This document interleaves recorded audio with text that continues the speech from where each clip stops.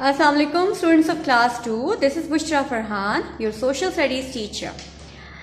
As you all know that unfortunately we have to come back to our online classes due to current circumstances.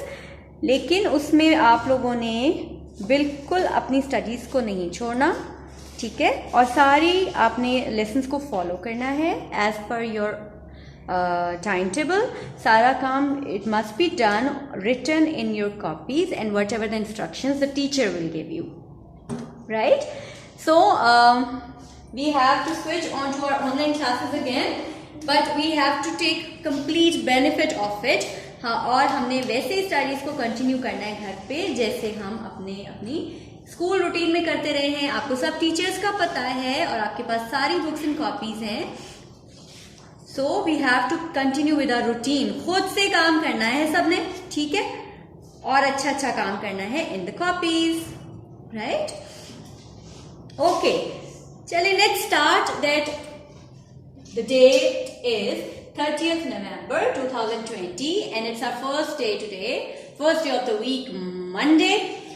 We had started unit number 6. It was an interesting unit, right? Unit number 6. What was the name? Iman बताएंगे. What was the name? Stories of Qaid-e-Azam. Qaid-e-Azam का क्या मतलब था? What is the meaning of Qaid-e-Azam? We had read in the unit. What's the meaning of Qaid-e-Azam? Qaid-e-Azam का मतलब है, हंसा बताएंगी. Qaid-e-Azam means, yes, the great leader. Qaid-e-Azam was the great leader. Muhammad Ali Jinnah. And Muhammad Ali Jinnah was his full name. And he was our Qaid-e-Azam. He was a great leader of our nation because क्यों थे great leader?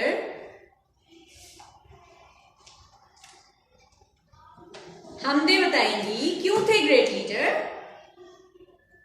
बिल्कुल, we got our separate homeland Pakistan. Due to which leader? Qaid-e-Azam. Qaid-e-Azam हमारे रहनुमा हैं और पाकिस्तान के बानी हैं. He is the founder of Pakistan. और हमारे लिए पाकिस्तान से बड़ा तोहफा तो कोई नहीं है ना, जहां हम आजादी से अपनी जिंदगी गुजारते हैं. And in the stories we had read that when he was only 9 years old, he wanted his father to take him to his office because he didn't like math and reading in the school. तो उन्होंने अपने father से कहा, अपने अब्बू से कहा कि मुझे ऑफिस जाना है, मुझे स्कूल में नहीं जाना क्योंकि मुझे पढ़ाई में इंटरेस्ट नहीं है. उनके बाबा उनको ऑफिस ले गए और ऑफिस में उन्होंने देखा कि क्योंकि उनको रीडिंग और राइटिंग नहीं आती थी, मैथ्स नहीं आता था, तो लोगों ने तो उनको इम्पोर्टेंस ही नहीं दी. Then he realised the importance of studies and went back to his school and completed his education. became a lawyer, barrister बन गए. और फिर एक इवेंट हमने ये भी पढ़ा कि when he was crossing a rail crossing, his friend asked the gatekeeper to open the gate because Qaid-e-Azam has to cross. लेकिन Qaid-e-Azam ने क्या कहा कि अगर मैं रूल्स फॉलो नहीं करूंगा तो मेरी कौम कैसे करेगी.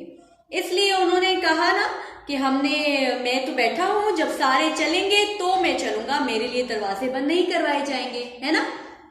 तो that was a very influential story. इससे हमें क्या पता चलता है कि रूल्स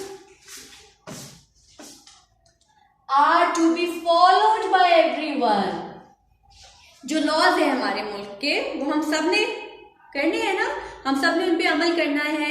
और ये नहीं हो सकता कि जो थोड़ा पावरफुल हो, जिसके पास थोड़ी पावर हो, वो कोई कानून ना फॉलो करे और जो अवाम हो सारे उसी पे लागू किए जाएं कवानीन. तो ऐसा नहीं होता. If the signal is red everyone has to stop until and unless it turns green, है ना. हमें रेड पे रुकना है, रेड मीन्स टू स्टॉप, और ग्रीन पे red means to stop. Yellow means to get ready. Get ready. And green means to move, चल पड़े। ग्रीन पे आपको परमिशन मिल जाती है चलने की, लेकिन उससे पहले नहीं। तो there are certain rules in a country, laws, कानून होते हैं जो हम सबको फॉलो करने होते हैं और हम सबको फॉलो करने चाहिए। It's our responsibility. Okay, then we discussed about responsibility. से मुझे याद आ गया कि हमने राइट्स एंड रिस्पॉन्सिबिलिटीज पे भी बात की थी, है ना, राइट्स एंड रिस्पॉन्सिबिलिटीज। अभी हम डिस्कस करते हैं दोबारा से कि व्हाट आर राइट्स। राइट को उर्दू में क्या कहते हैं? हक। हाँ जी, हक। अब हमारे हकूक होते हैं ना, कुछ हमारे राइट्स होते हैं, जो काम हमें करने की परमिशन होती है। Rights are the things that are allowed to us, और जिसकी हमें फैसिलिटेशन मिलनी चाहिए। कैसे राइट्स? कैसे? एज बीइंग अ चाइल्ड, आपके क्या राइट्स हैं? आपको पता है आपके क्या क्या राइट्स हैं? कौन बताएगा मुझे क्या राइट्स हैं आपके? मुहिब बताएंगे। सबसे पहला हक आपका क्या है? बिल्कुल ठीक, सबसे पहला हक है ईट एवरी डे। बच्चों का तो भाई खाने पीने में बड़ा ही ध्यान रहता है ना, तभी ईटिंग निकल आती है सबसे पहले।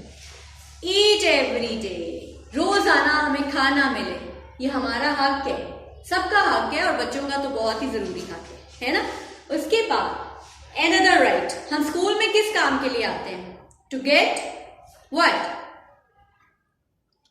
Yes Iman, to get education, है ना। एजुकेशन क्या? तालीम, पढ़ाई मिले हमें। ये भी आप बच्चों का हक है कि आपको पढ़ाई मिले, अच्छी एजुकेशन मिले। उसके बाद सबसे फेवरेट हमारा सुभान, सबसे फेवरेट हमारा क्या है? टू प्ले, खेलते रहे हम हर वक्त। हर वक्त खेलना इज नॉट योर राइट, लेकिन खेलना इज योर राइट। आपको खेलने का मौका मिलना चाहिए। हम आपको नहीं कहते कि आप हर वक्त पढ़ते रहें, हम आपको ये नहीं कहते कि हर वक्त बाउंड होके हमारी मर्जी के मुताबिक चलें। आपको खाने पीने का आपका हक है, आपको अच्छा खाना पीना मिलना चाहिए, अच्छी डाइट मिलनी चाहिए for proper growth of your body, है ना। फिर आपको खेलने का भी हक है, लेकिन हर वक्त नहीं, एक खास टाइम में। We have to plan our routine accordingly, कि कितने टाइम में हमने पढ़ना है, कितने टाइम में हमने खेलना है और कोई ना कोई एक्टिविटी करनी है, ताकि हम फ्रेश हो जाएं, हमारी बॉडी को एनर्जी मिले, और जो एनर्जी मिले हम उसको पॉजिटिवली यूज करें, है ना। खेलते हम इसीलिए हम कहते हैं वी प्रमोट फिजिकल एक्टिविटीज। अब पता ना आपको, हम और मकतब में पहले कितनी एक्टिविटीज, अभी तो कुछ हालात की वजह से हमने रोकी है आउटडोर एक्टिविटीज, लेकिन उससे पहले हम रूटीन में लॉन में जाते थे, भाग दौड़ करते थे, फिजिकल एजुकेशन करते थे, और उसमें बहुत एंजॉय करते थे, और है ना।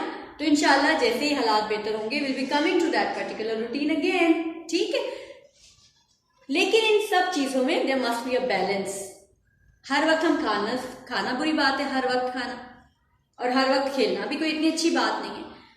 एजुकेशन अभी इस लेवल पे आपको मैक्सिमम टाइम देना है ना, दैट्स योर राइट। ये आपका हक है कि हम आपको क्वालिटी एजुकेशन प्रोवाइड करें। इसके अलावा भी आपके बहुत सारे हुकूक हैं, ठीक है, जो आपको with the passage of time पता चलते जाएंगे।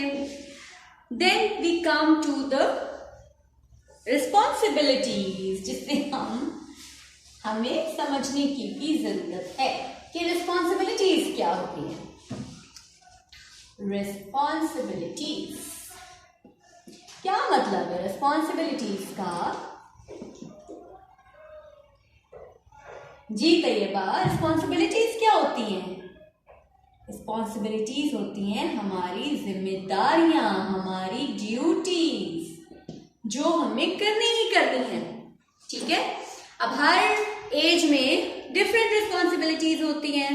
अब आप बताइए कि एज अ स्टूडेंट आपकी क्या रिस्पॉन्सिबिलिटी है? वहाज बताएं कि एज अ स्टूडेंट हमारी क्या रिस्पॉन्सिबिलिटी है। स्टूडेंट किसको कहते हैं? जो बिल्कुल सही, जो पढ़ता है। रिस्पॉन्सिबिलिटी क्या है? टू, बिल्कुल, टू स्टडी हार्ड। ठीक है, अपनी पढ़ाई पे पूरी तवज्जो देना is your duty, is your responsibility. ठीक, उसके बाद मामा पापा के साथ क्या रिस्पॉन्सिबिलिटी है आपकी? मामा पापा के साथ आपकी रिस्पॉन्सिबिलिटी है उनकी बात मानना, है ना? यही रिस्पॉन्सिबिलिटी है। तो क्या कहेंगे हम बात मानने को? ओबे पेरेंट्स, है ना? इट्स आवर ड्यूटी, हम सबकी। उसके बाद क्या रिस्पॉन्सिबिलिटी है? बीइंग अ ह्यूमन बीइंग, इंसान होने के नाते हमारी ड्यूटी है to think for others as well. दूसरों के बारे में भी सोचें, सिर्फ अपने बारे में नहीं, है ना? हम दूसरों के बारे में भी सोचें कि किसी को कोई जरूरत तो नहीं है और कोई चीज हमारे पास हमारी जरूरत से ज्यादा है तो हम उसको दे दें जिसके पास वो चीज नहीं है ना? ऐसे होता है ना कि ये होना भी चाहिए। हमारा मजहब भी तो हमें यही बताता है कि आपको पास आपकी जरूरत से ज्यादा कोई चीज है तो आप उसको दे दें जिसके पास वो नहीं है, ताकि उसका भी भला हो जाए और आपको से भी अल्लाह ताला खुश हो जाए। ये नहीं कि हर चीज संभाल के बैठे रहे, है ना? And another thing is that we need to be polite. Polite का क्या मतलब है? हरीम, आप बताइए पोलाइट का क्या मतलब है? पोलाइट का मतलब बिल्कुल ठीक, तमीज से बात करना, है ना? सॉफ्टली बात करना सबके साथ। किसी से हम बदतमीजी नहीं करेंगे, किसी से हम चीख के बात नहीं करेंगे। अगर हम नहीं करेंगे तो will be polite and that's a big responsibility for all of us. इसके अलावा स्कूल के बारे में आपकी क्या रिस्पॉन्सिबिलिटी है? गंदे करें क्लासेस को? नहीं, बिल्कुल ठीक, कीप आवर सराउंडिंग्स क्लीन, है ना? जहां भी है, सिर्फ स्कूल नहीं, हमारा पूरा मुल्क साफ होने की जरूरत है। और वो कैसे होगा? जब हम अपनी अपनी जिम्मेदारियां पूरी करेंगे, है ना? क्लास साफ रखेंगे, घर साफ रखेंगे, अपने गली मोहल्ले की सफाई का ख्याल रखेंगे, अपने घर का कूड़ा बाहर नहीं फेंकेंगे, उसको प्रॉपरली डिस्पोज ऑफ करेंगे, तो तभी हमारी रिस्पॉन्सिबिलिटी पूरी होती है। ठीक, ये सारी कुछ जिम्मेदारियां हैं जो हम पे हैं। अभी भी there is a long list of responsibilities. ठीक है, we'll be discussing it afterwards also. अभी we have to do our written work. We'll be doing fill in the blank statements. अपनी copies निकालें जल्दी से, pencils लें, sharpen your pencils, draw margin line, write date and day, and please do the work with me. Okay, get ready. Okay, are you all ready to do the written work? Have you all got your copies ready? Margin line के बगैर काम शुरू नहीं होगा। Date and day proper तरीके से as it is written on the board आपने लिखनी है। Okay, 30th November, Monday on this side, your class work, unit number 6, the title of the unit and whatever we are going to do. Fill in the blank statements. मैं नहीं लिखूंगी, आप मुझे बताते जाएंगे तो मैं लिखती जाऊंगी, अदरवाइज मैं नहीं लिखूंगी। ठीक है? Okay, number 1 is, please your handwriting must be very neat. कायदे आजम means dash. What is the meaning of कायदे आजम? We have just discussed before. Who will tell me?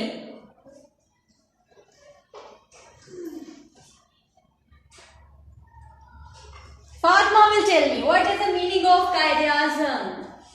Qaid-e-Azam means, very good Fatma, Qaid-e-Azam means great leader, right?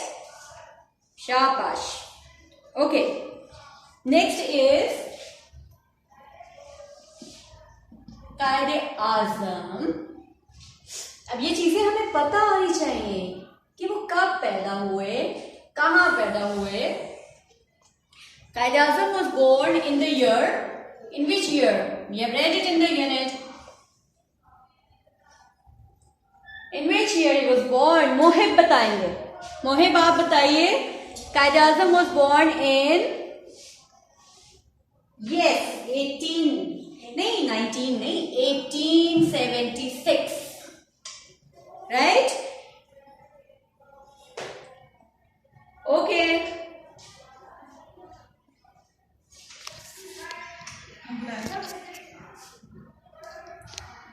Now number 3, the rules of a country are called what? अभी हमने शुरू में सारी discussion की है. The rules of a country are called, अभी हमने बात की है ना कि हमारे मुल्क में बहुत से क्या है, रूल्स हैं. रूल्स को क्या कहते हैं? रूल्स को क्या कहते हैं?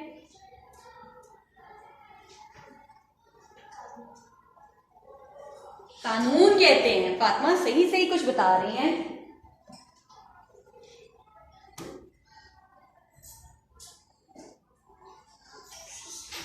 कानून को इंग्लिश में क्या कहते हैं? Rules of a country are called laws. ठीक है, कानून ठीक है बिल्कुल, लेकिन as we are studying it in English so will be writing laws, कानून. ठीक, okay. Okay, statement number 4. People of Pakistan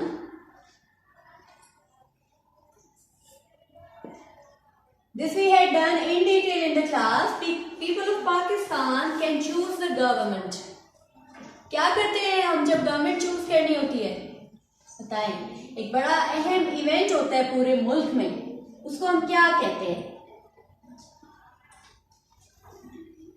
किसी को याद है उसको हम क्या कहते हैं?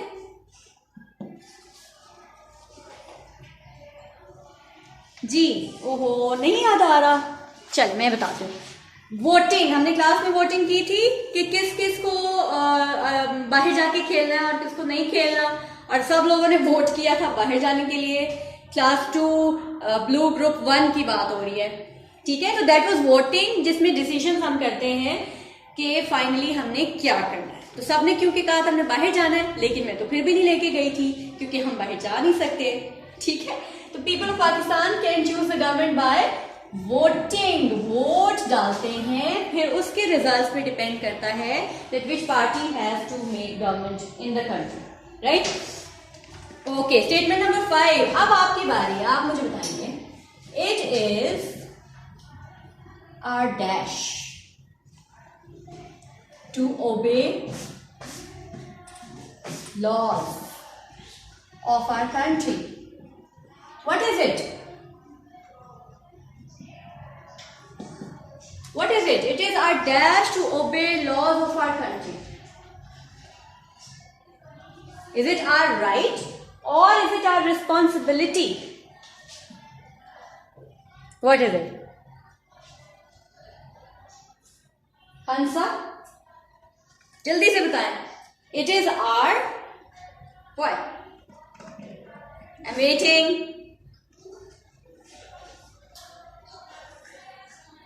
Very good, Ati. Very good. It is our responsibility. Spellings are very important, which are to be corrected. It is our responsibility to obey laws of our country. हम नहीं फॉलो करेंगे तो कौन करेगा? हमारे मुल्क के कानून को फॉलो. ठीक है, fine. These are 5 statements for today, and we'll be doing 5 more in our next lesson day after tomorrow, which you have to write neatly in your copies with proper spellings. Please take care of your spellings. इस duration में आपने अपने spellings को बहुत strong बनाना है. Especially whatever terms we are using in social studies, they have to be followed strictly, and the spellings are to be corrected properly. चलें, coming back to our last wrap up of the lesson, we have done 5 statements today. We'll be revising it again. That Quaid-e-Azam means great leader. Quaid-e-Azam was born in 1876. The rules of a country are called laws. And then moving to our second part, it is people of Pakistan can choose the government, and number 5, government by voting. And number 5 is it is our responsibility to obey laws of the country. Okay? That's it for today's lesson. Please revise your lessons every day. Do your work neatly in the copies and keep them safe in your bags. Don't spoil your copies in this duration. सब कुछ है आपके पास. This has to be kept properly at home. Okay, take care. Allah Hafiz.